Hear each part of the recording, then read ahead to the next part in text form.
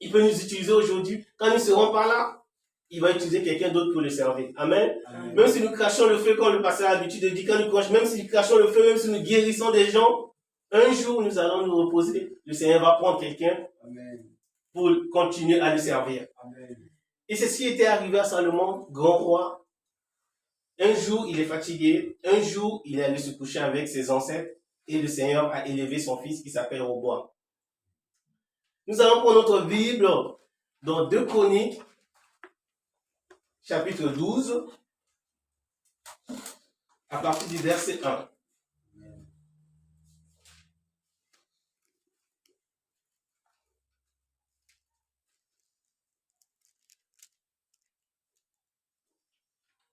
Alléluia. Amen.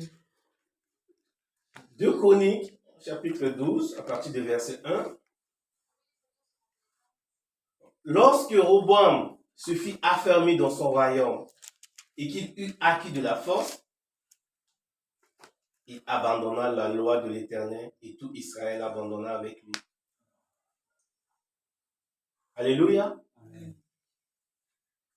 Donc, voilà le fils de Salomon.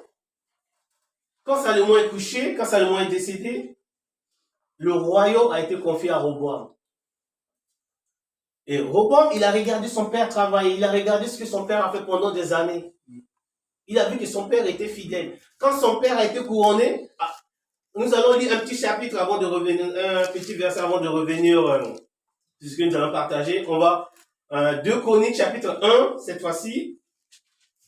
Nous allons voir ce que Salomon a fait quand il a été couronné. La première chose que Salomon a fait, 2 Chroniques, au chapitre 1, à partir de verset 1. Salomon, fils de David, s'affermit dans son règne. L'Éternel, son Dieu, fut avec lui et l'éleva à un haut niveau, à un haut degré. Salomon donna des ordres à tout Israël, aux chefs de milliers et de centaines, aux juges, aux princes de tout Israël, aux chefs des maisons paternelles. Et Salomon se rendit avec toute l'assemblée au haut lieu qui était à Gabaon. Là se trouvait la tente d'assignation de Dieu, faite dans le désert par Moïse, serviteur de l'Éternel.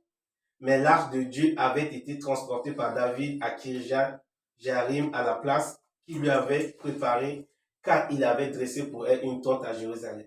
La Bible dit quoi? Quand Salomon était couronné, la première chose qu'il a fait, après avoir donné des ordres, il s'est rendu à Gabaon. Pourquoi à Gabaon? Parce qu'à Gabaon, il savait qu'il y avait Dieu. Donc la première chose qu'il a fait quand il était couronné, il était allé à Gabaon pour demander à Dieu. Pour dire, mon Seigneur, là maintenant, mon père n'y est plus, c'est moi qui vais gouverner le peuple que tu as donné.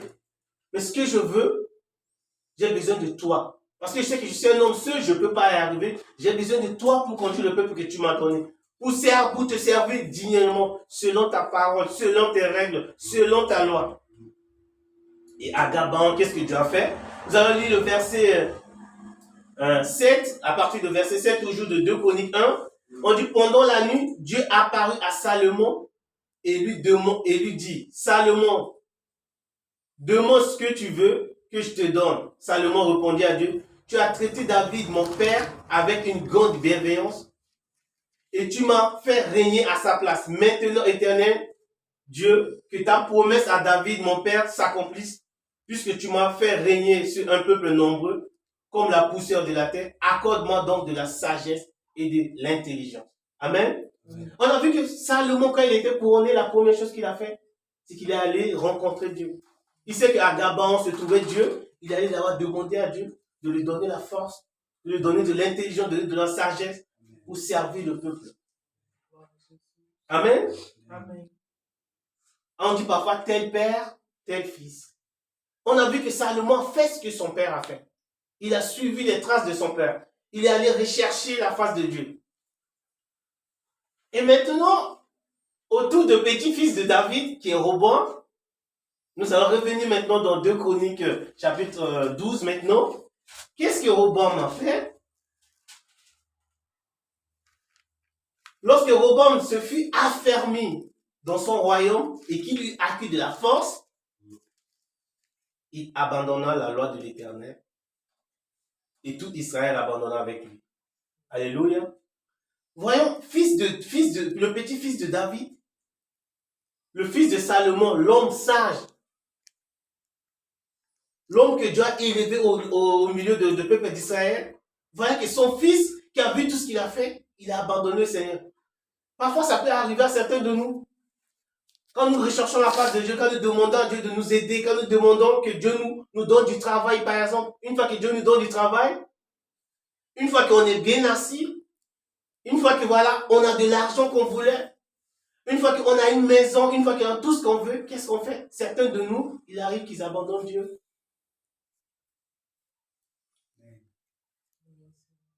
Robam, quand il est venu roi, il n'a pas directement abandonné Dieu. La Bible a dit quoi? Quand il fut affermi. C'est-à-dire que quand il a senti qu'il a maintenant la puissance, quand il a senti qu'il est fort. Si nous lisons 2 Corinthiens 11, nous allons voir que, si on peut lire 2 ou 3 chapitres, 2 ou 3 versets. 2 Corinthiens chapitre 11. Attendez, 2 Corinthiens chapitre 11, les versets. À partir de verset, on va lire à verset 13. Christ, et cela n'est pas étonnant, puisque Satan lui-même se déguise en ange de lumière, et il n'est donc pas étrange que ses ministres aussi se déguisent en ministres de justice. Leur fin sera selon leur œuvre. On continue encore, en fait, le message qu'on veut, c'est un peu plus bas. Continuons. Ouais. Je le répète, que personne ne me regarde comme un insensé, sinon recevez-moi comme un insensé, afin que moi aussi je me glorifie un peu. Ce que je dis avec l'assurance d'avoir sujet de me glorifier, je ne le dis pas selon le Seigneur, mais comme par folie, puisqu'il en est plusieurs qui se glorifient selon la chair. Je me glorifierai aussi, car vous supportez volontiers les insensés, vous qui étiez sages. Si quelqu'un vous a servi, si quelqu'un vous dévore, si quelqu'un s'empare de vous, si quelqu'un est arrogant, si quelqu'un vous frappe au visage, vous le supportez, j'ai honte de le dire. Nous avons montré de la faiblesse, cependant tout ce que peut oser quelqu'un, je parle en insensé, moi aussi. Je l'ose, sont-ils hébreux? Moi aussi, sont-ils israélites? Moi aussi, sont-ils de la postérité d'Abraham? Moi aussi, sont-ils ministres de Christ? Je parle en homme qui extravage, je suis plus encore par les travaux, bien plus par les coups, bien plus par les emprisonnements, bien plus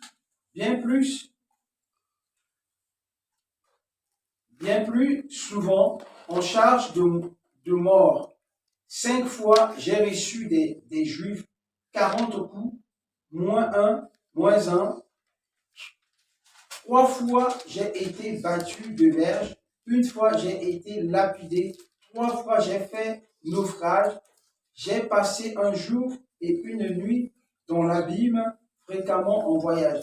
J'ai été en péril sur les fleuves, en péril de la part des brigands, en péril de la part de ceux de ma nation, en péril de la part des païens, en péril dans les villes, en péril dans les déserts, en péril sur la mer, en péril parmi les faux frères. J'ai été dans le travail et dans la peine. Excusez. Amen. Amen.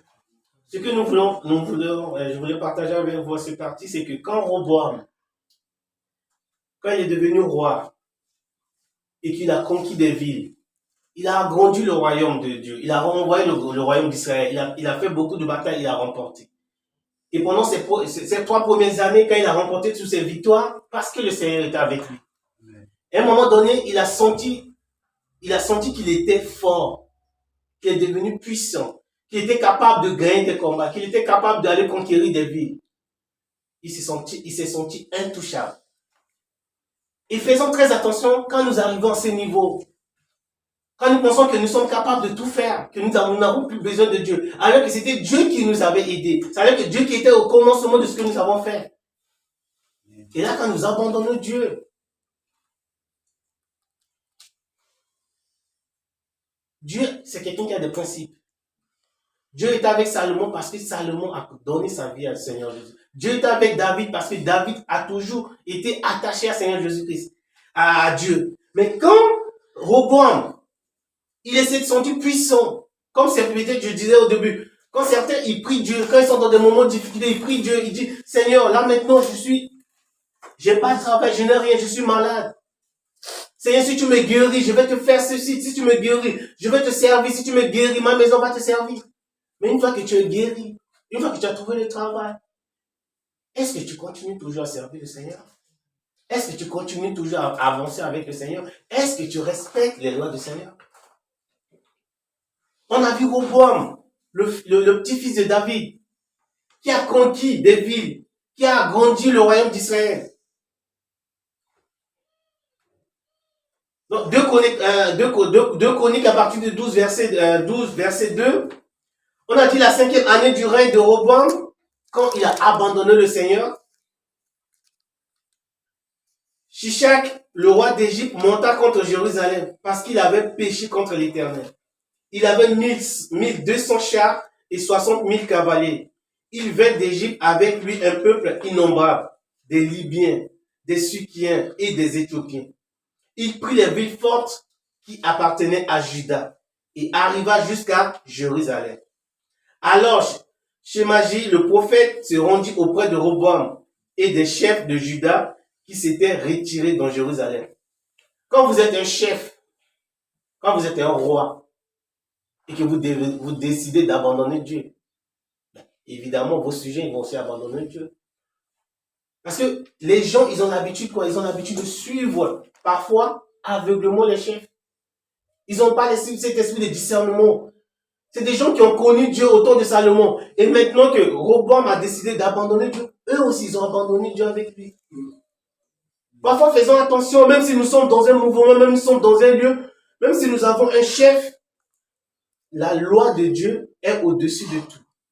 Amen. Amen. La loi de Dieu est au-dessus de tout. Que nous soyons des disciples, que nous devons suivre nos chefs, nous devons savoir que la loi de Dieu est au-dessus de notre chef. Si notre chef décide d'abandonner Dieu, nous devons être sereins. Nous devons garder notre cœur. Nous devons savoir que ça, ce n'est pas de Dieu. Mais si nous décidons de suivre le chef, d'abandonner Dieu comme notre chef, eh bien, la loi de Dieu, la colère de Dieu va s'abattre sur nous. Amen. Amen. Même si Dieu avait dit à David que ta postérité se régnera sur Égypte et régnera sur Israël, et que les petits-fils de David décident d'abandonner Dieu, décident d'abandonner les lois de Dieu, mais Dieu va aussi les abandonner. On a dit quoi? Dieu honore ceux qui l'honorent. Et Dieu abandonne ceux qui l'abandonnent. Si aujourd'hui Dieu t'a fait prospérer, Dieu t'a fait grandir, et que tu décides de l'abandonner, eh bien, Dieu aussi va t'abandonner. Et on a dit que quand Roboam a abandonné le Seigneur, il y a un roi d'Égypte qui a décidé d'aller, mais ça c'est Dieu qui se sert de ce roi, pour aller montrer aux enfants d'Israël que si vous ne m'abandonnez, si vous ne m'obéissez pas, si vous ne suivez pas selon mes règles, il y a un autre roi qui va venir, qui va vous transformer, qui va faire en sorte que vous deveniez des esclaves. Et vous allez voir ce que ça signifie, que d'adorer moi et d'adorer un autre Dieu. Nous allons continuer notre lecture dans 2 Chroniques chapitre 12 à partir de verset 5. Alors, le prophète Shemachet se rendit auprès de Roboam et des chefs de Juda qui s'étaient retirés dans Jérusalem à l'approche de ce roi Shimashak et leur dit, ainsi parle l'Éternel, vous m'avez abandonné, je vous abandonne aussi. Et je vous livre entre les mains de Shimashak. Les chefs d'Israël et le roi s'humilièrent et dirent, l'Éternel est juste. Et quand l'Éternel vit qu'ils s'humilièrent, la parole de l'Éternel fut ainsi adressée à Shemachet. On a vu un homme qui, quand son père est décédé, il a donné sa vie, il a dit, il s'est consacré au Seigneur pendant les 5 premières années de sa vie. Il a continué à servir le Seigneur. Et quand il a respecté les lois de Dieu, Dieu l'a fait grandir. Dieu a fait en sorte qu'il a grandi le royaume de Juda. Il a conquéri beaucoup de villes. Il a agrandi son royaume. Mais quand il a senti ce sentiment d'impuissance, il a senti qu'il est assis, il a senti qu'il est intouchable, il a senti qu'il est tout puissant. Il dit, ben, si j'ai gagné tout ça, si je l'ai gagné à mes propres forces. Alléluia. Voilà ce que l'homme peut devenir. Quand il a le pouvoir, quand il a une grande armée devant lui, quand il gagne des victoires, quand il conquiert des vies, il pense qu'il est fort. Il pense que personne ne peut le déstabiliser, il pense que personne ne peut le détruire. Mes frères et sœurs, c'est en ce moment-là que vous faites erreur. Amen. Ce pouvoir de surpuissance. Se sentir intouchable, se sentir tout puissant, c'est une erreur. Amen.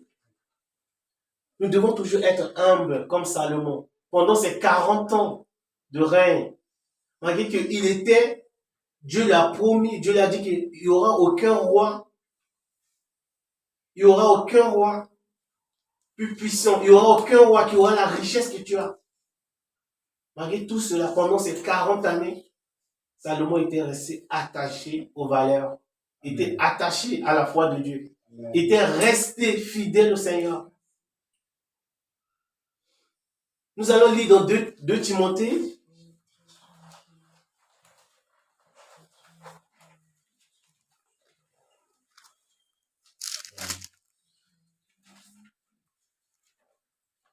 De Timothée chapitre 3, à partir du verset 6 à 8. Si quelqu'un a trouvé. De Timothée chapitre 3, versets 6 à 8. Il en est parmi eux qui s'introduisent dans les maisons et qui captivent des femmes d'un esprit faible et borné, chargé de péchés, agités par des passions de toute espèce, apprenant toujours et ne pouvant jamais arriver à la connaissance de la vérité. Verset 8.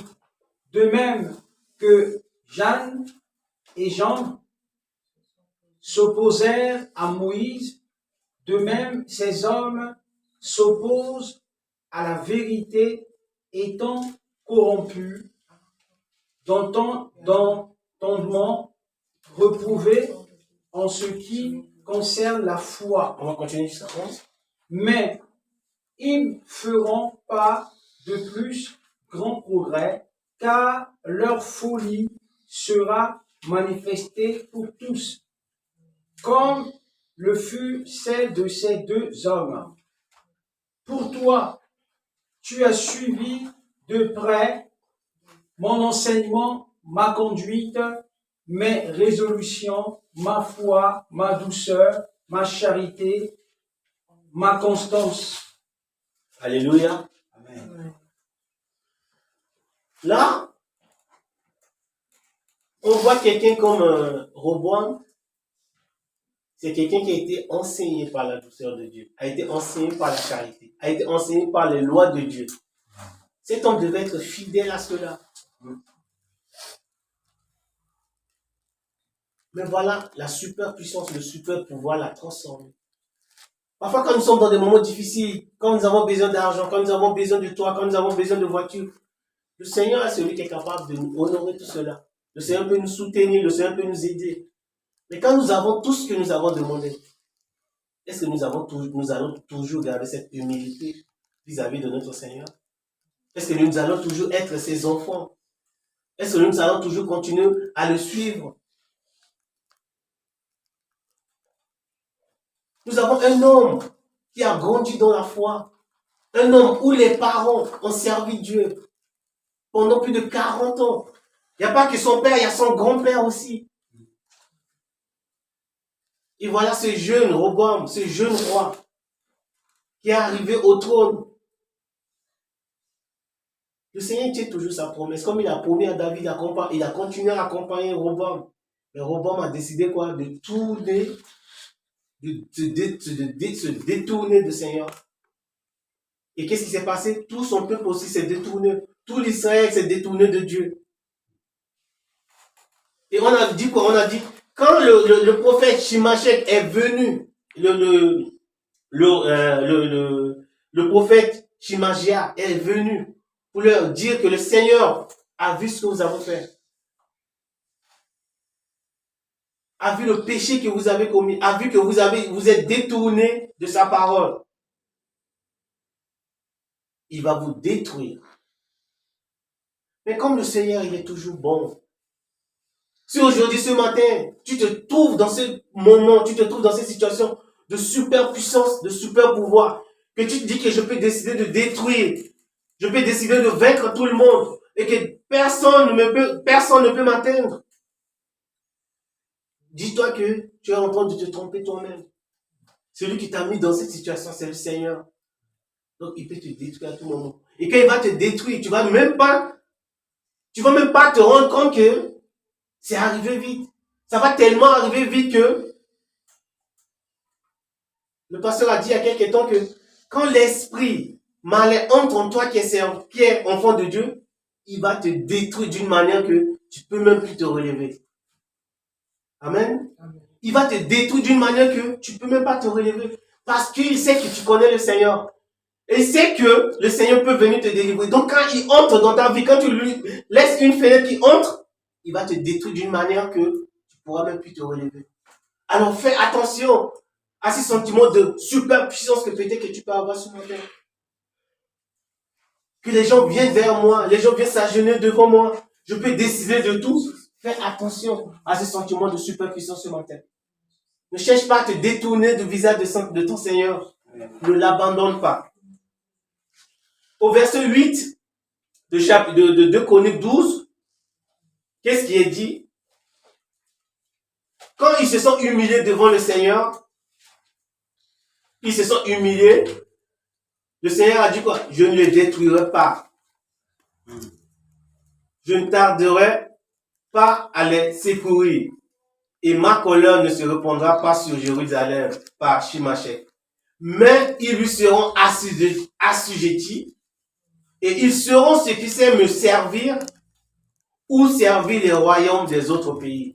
Amen. Amen. Le Seigneur ne va pas les détruire, il a dit. Mais comme le Seigneur c'est un pédagogue,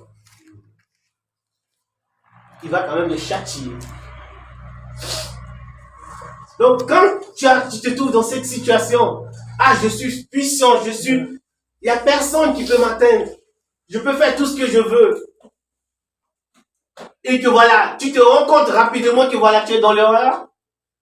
Parfois le Seigneur, comme on dit parfois, il ne faut pas montrer à un vieux singe comment faire de la singerie. Le Seigneur, il te connaît très bien. Il dit qu'il ne va pas te détruire, mais il va te châtier comme un père châtiera son enfant. Ça fait mal. Ça va te faire mal. Parce que le Seigneur, il nous a toujours donné ce libre arbitre. Le Seigneur n'est pas un gendarme derrière nous.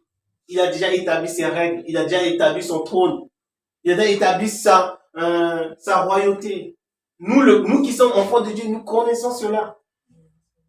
Et parfois le diable va se permettre, dans le moment où nous sommes en sécurité, de nous faire voir que si tu es là, c'est parce que tu es arrivé à tes propres moyens. Tu es arrivé là à tes propres forces. Et le diable va se servir de cette brèche pour laisser l'ennemi entrer dans notre vie. Et de nous faire croire que nous sommes très très forts. Et c'est à ce moment-là que nous nous préparons à notre chute même. Nous préparons notre chute, frères et sœurs. Faisons attention à ce moment. Faisons attention à cette situation où nous nous trouvons en sécurité. Où nous pensons que rien ne peut nous atteindre. Où nous pensons que nous sommes super protégés. Et que nous permettons d'abandonner les lois du Seigneur. Que nous permettons de nous éloigner de notre Dieu. Et c'est à ce moment-là que nous allons chuter. Et le Seigneur a dit quoi? Je vais vous secourir. Mais néanmoins, vous allez être réduits en esclavage. Nous allons continuer verset 9. Verset 8. Qu'est-ce que Dieu a dit? Il a dit, mais ils seront assujettis et ils sauront ce que c'est que me servir ou servir les royaumes des autres pays. Shimeshek, roi d'Égypte, monta contre Jérusalem. Il prit les trésors de la maison de l'Éternel et les trésors de la maison du roi. Il prit tout. Il prit les boucliers d'or que Salomon avait fait.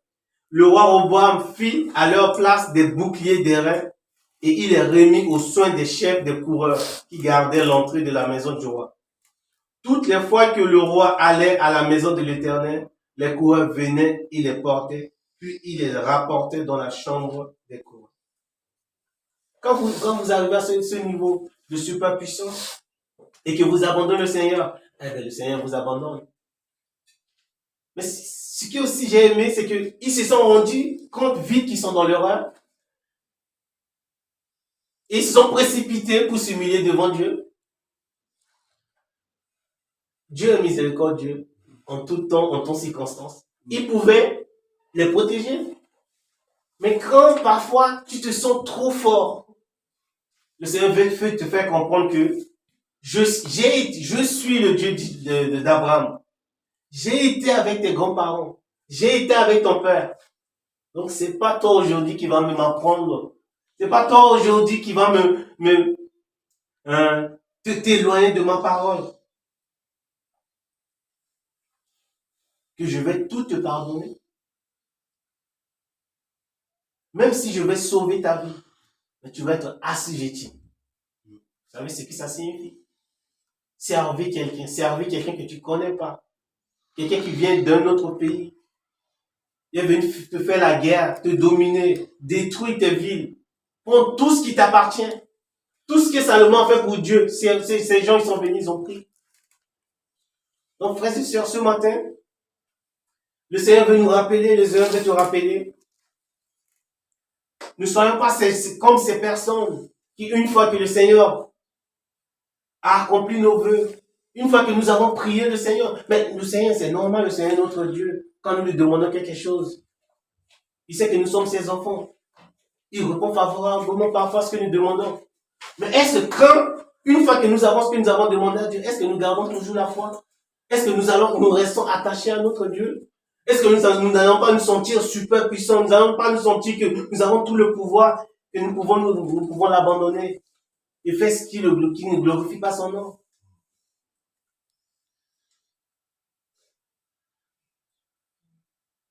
Ce matin, nous ne nous comportons pas comme Rehoboam.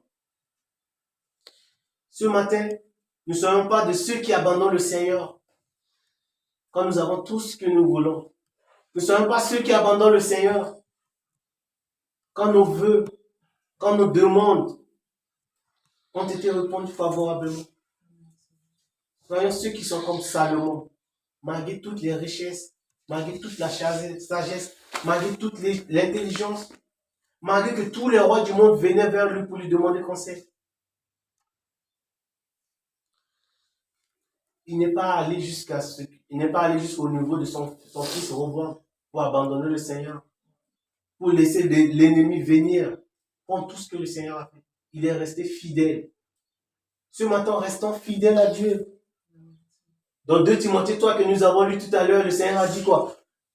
Vous avez suivi mes enseignements. Mes enseignements, c'est quoi? C'est l'amour, la charité, la foi. Les résolutions du Seigneur doivent être nos résolutions. Et au-delà de tout, au-dessus de tout ce que le Seigneur peut nous donner, restons attachés à lui.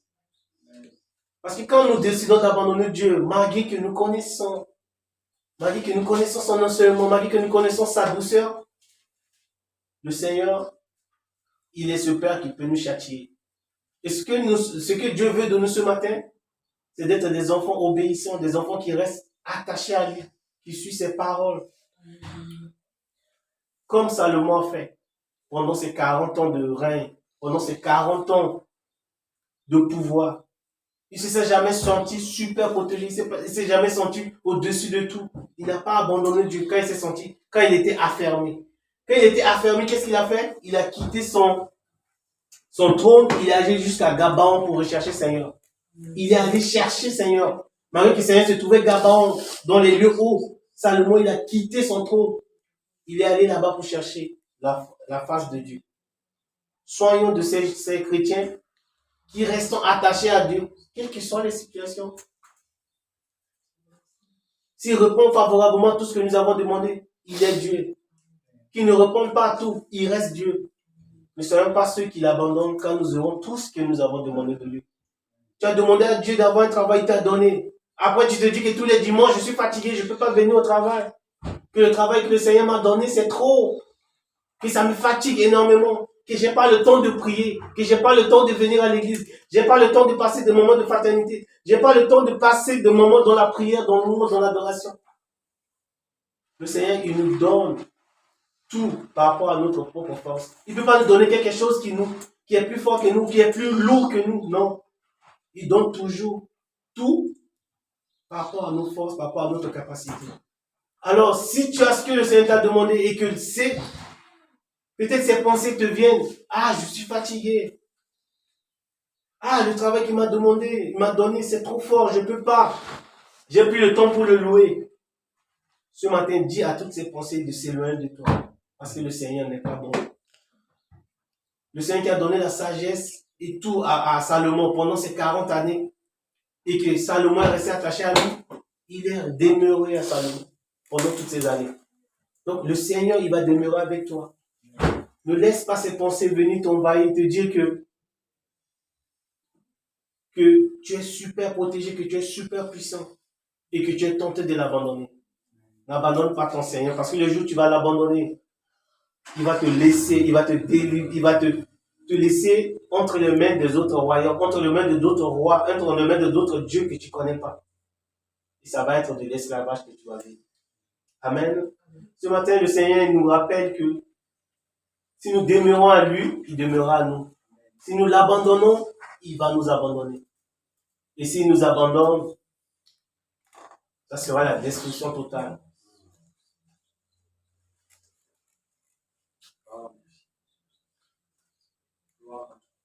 Soyons de ceux qui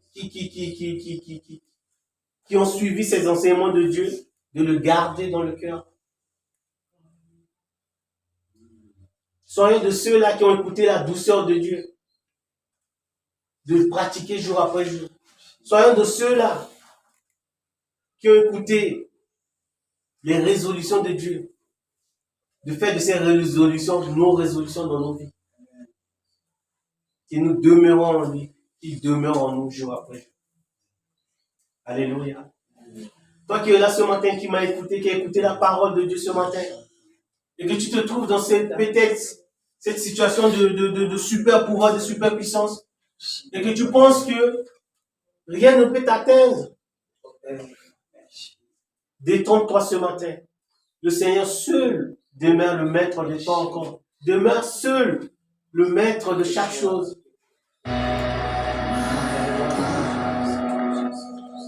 Lève ta main et dire que Je veux plus m'abandonner, mon Dieu. Je veux plus me dire que je suis fatigué parce qu'il m'a donné du travail.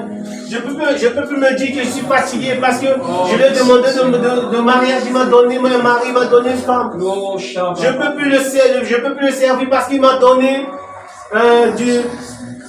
il m'a donné de l'argent. Il m'a donné une formation. Il m'a donné ça. Et que je peux plus le servir. Éloigne-toi de ces idées ce matin. Dis-toi que si le Seigneur t'a donné quelque chose, il sait pourquoi il t'a donné. Et ce qu'il t'a donné, c'est pas plus lourd. Ce qu'il t'a donné, ça peut pas t'épuiser. Il sait que tu auras toujours de temps. Il sait que tu pourras gérer.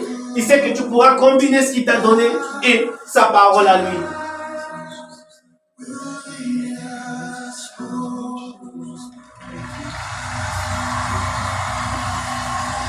Garde le Seigneur dans ton cœur. Ne l'abandonne pas quand tu te sens affermi, quand tu te sens fort. Mais reste toujours avec lui quand tu es fort, quand tu es faible. Quand tu es épuisé, quand tu es malade, reste avec lui. Quand tu es en bonne santé, reste avec lui. Merci, Seigneur. Restons avec toi, quel que soit ce que tu vas faire dans notre vie. Ne soyons pas comme ces jeunes rois Seigneur, quand tu vas nous bénir, qui se sont super protégés et qui a décidé de l'abandonner. C'est en ce moment-là que le Seigneur, c'est en ce moment-là que le diable peut être venir te prendre. oh Seigneur, merci. Et faire en sorte que tu deviens son esclave. Nous bénissons notre Père pour ces belles paroles. Imagine si tu deviens esclave d'un peuple que tu ne connais pas. Père, nous voulons être à toi, Jésus. Tu ne connais pas leur pratique, tu ne connais pas ce qu'il faut. Nous voulons chaque fois rester avec toi, quel que soit. Alors ce matin, n'abandonnons pas Dieu. Oh, Parce que le Seigneur honore ceux qui l'honorent. oh, merci. Honore ton Seigneur ce matin encore. C'est vrai, Seigneur. Reste attaché à lui. Pour moi, Seigneur. Je ne veux pas rien que me satisfaire, c'est le toi. Le ciel est mon demeure. Le ciel est le lieu où je peux parler. Oh Seigneur, gloire à ton nom ce matin. Dans ce moment difficile que tu parles, et que tu le pries, il va venir en aide. Oh Shabbat. Tout ce que tu lui demandes, il est miséricorde. Tu veux poser le regard favorable sur toi. Oh Yamaso. Christ, tu me Mais garde suffis. toujours à l'esprit que Tu me suffis. il est avec toi pendant les moments difficiles. Il sera avec toi quand il t'aura donné tout ce que tu désires. Mais la question est, est-ce que tu seras toujours avec lui? Est-ce que tu ne vas pas l'abandonner? Oh Shabbat. Ce dont j'ai besoin, Seigneur, ce dont j'ai besoin, c'est toi. Alléluia.